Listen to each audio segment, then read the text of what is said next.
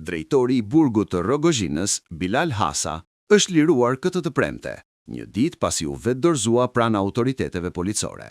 Ai vendosi të paraqitet vetë në polici pas raportimeve se rezultonte pronari një objekti të përshtatur si shtëpi bari, e zbuluar në zonën e Peqinit. Megjithatë, pas dorëzimit, Hasa ka mohuar akuzat e ngritura në njoftimin zyrtar, duke deklaruar se objekti administrohet nga vëllai i tij, Romario Hasa.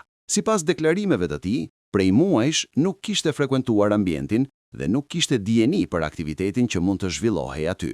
Ndërkohë, në kërkim janë shpallur vëllai i tij, si dhe një punonjës i OSHE-s, të cilët dyshohen për përfshirje në këtë rast. Hetimet vijojnë për të identifikuar të gjithë personat e përfshirë dhe për të zbardhur plotësisht rrjetin e kultivimit të lëndëve narkotike.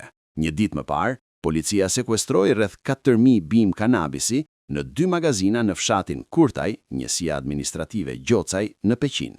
Gjatë ndërhyrjes, nuk u gjet asnjë person brenda ambienteve, ndërsa pronësia e magazinave rezultonte në emër të Hasës. Pas këtij zhvillimi, ai u shpall në kërkim dhe u pezullua nga detyra nga Drejtoria e Përgjithshme e Burgjeve përpara se të vendoste të vëtë dorëzohej.